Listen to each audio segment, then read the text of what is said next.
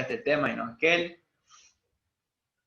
Es decir, todo, absolutamente todo siempre está atravesado por la pretensión de objetividad y subjetividad. Y eso es algo por lo cual no debemos caer.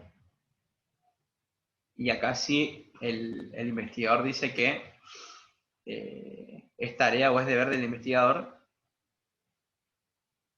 el tratar de elaborar conclusiones lo más objetivas posible. Obviamente no va a ser un 100%, pero a veces, muchas veces, a la hora de elaborar una hipótesis o conclusiones, siempre se trata como de elaborarlas teniendo en cuenta lo que uno considera bueno o malo, como dice ahí, o lo que cree que es correcto o no. Por ahí, por eso es que también siempre no deja de ser, si bien toda investigación social que haya seguido la serie de pasos es válida, siempre va a estar la posibilidad de que exista otra investigación que la refute, ¿no? O que aporte un nuevo punto de vista. Esto es, pasa en las ciencias naturales y también en la nuestra. Puede llegar a suceder, ¿no? Así que bueno. Eso, obviamente de manera muy, muy rápida, que estoy comentándole un poco nomás para que no estén tan perdidos a la hora de abordar el texto. Y por el otro podemos ver en la segunda parte de este trabajo, de este tema, algunos intentos para solucionar estas dificultades. Ya vimos los elaborados por Ernest Nagel, cómo él va a identificar y a proponer posibles soluciones. Después vamos a ver otras que surgieron durante el siglo XIX y parte del siglo XX. Una es el historicismo y la posibilidad de comprender los fenómenos sociales. Este es muy importante, muy interesante, ya que va a ser el primero que va a decir no se puede aplicar el mismo método a las ciencias sociales y naturales, ya que en el campo de las ciencias sociales lo que debemos hacer es comprender, no tratar de explicar, sino comprender a cada fenómeno en cada situación distinta. Este va a ser el pensamiento de este señor, de Wilhelm Dilthey, en el cual él siempre va a estar o va a tratar de reivindicar una metodología propia de las ciencias sociales, teniendo en cuenta siempre que estas ciencias hay que comprenderlas, hay que comprender los significados de la cultura.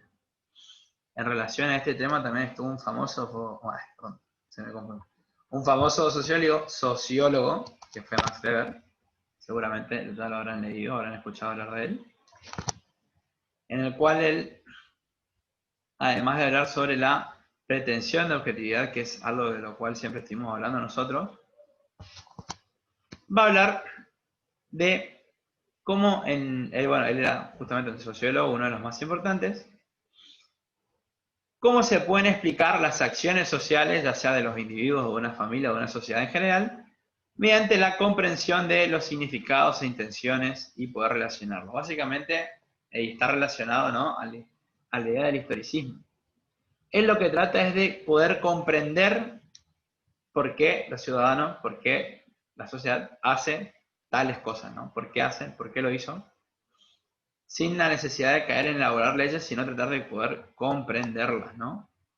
Y fíjense que para eso él va a elaborar esta idea que también vimos anteriormente, la de tipos ideales, en la cual el investigador, a través de una investigación de, bueno, supongamos, los diferentes fenómenos de la sociedad, él va a elaborar como una idea general o como una teoría general de las ciencias sociales, como vimos, es decir, como una especie de modelo, en este caso como una especie de tipo ideal, en el cual dice, bueno, generalmente ante tales hechos la sociedad reacciona de esta manera, o las sociedades cuando sucede esto hacen este tipo de cosas, y de allí, de ese tipo de ideal o de esa situación, poder comprender las especificidades de cada cosa, ¿no?, de cada contexto.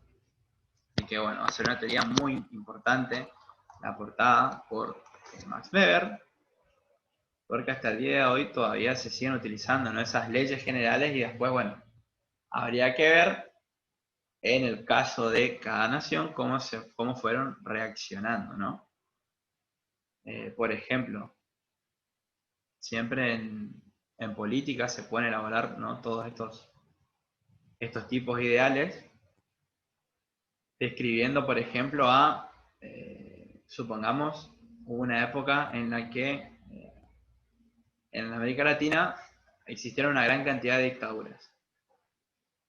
Y bueno, ahí muchos investigadores, muchos politólogos y algunos historiadores, ¿qué hacían? Elaboraban como un modelo, un tipo ideal, podríamos decir, de las dictaduras latinoamericanas, que por lo general tenían estas características en común, pero obviamente después cada una tenía una característica particular, ¿no? Propia del país donde vivía o donde se estaba produciendo.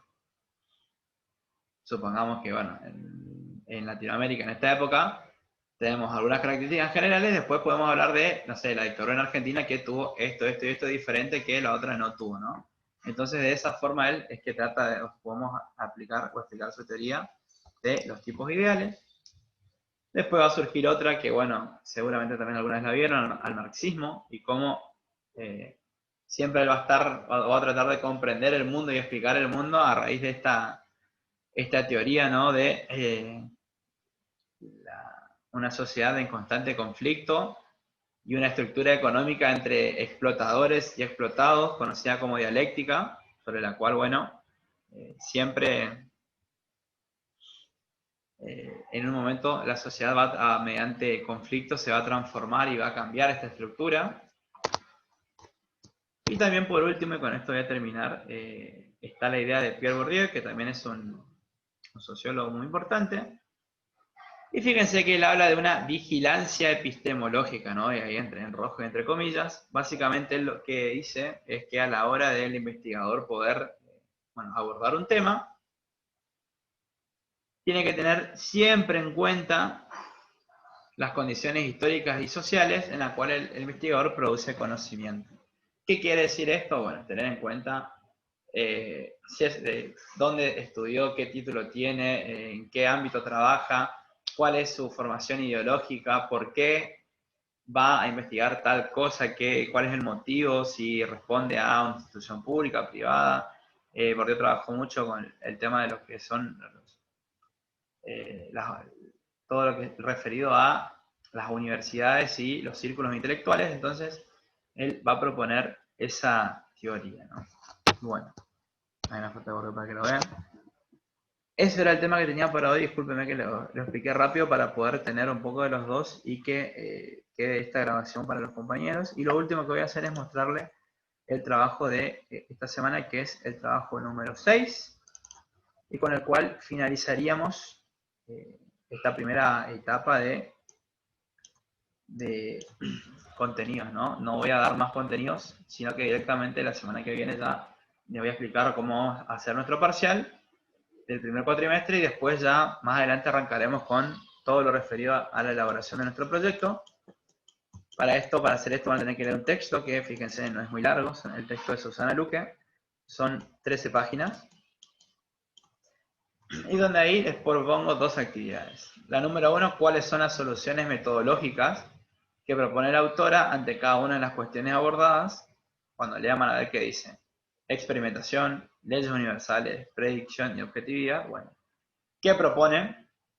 Ya sabemos que esto es un problema que presenta la metodología de las ciencias sociales. Bueno, ¿cuáles son las soluciones ante esta problemática? Y en segundo lugar, que explican lo que vimos también, estas tres escuelas que se van a agregar a las que ya vimos, también a las que vimos de la clase pasada, de los epistemólogos del siglo XX, que proponían el historicismo, el marxismo y la epistemología social de Bourdieu. Está todo en este mismo texto, que como ven es bastante cortito. Así que bueno. Bueno chicos, gracias a los dos por estar, y como les dije, bueno, ya hablamos al principio de cómo vamos a hacer el cursado.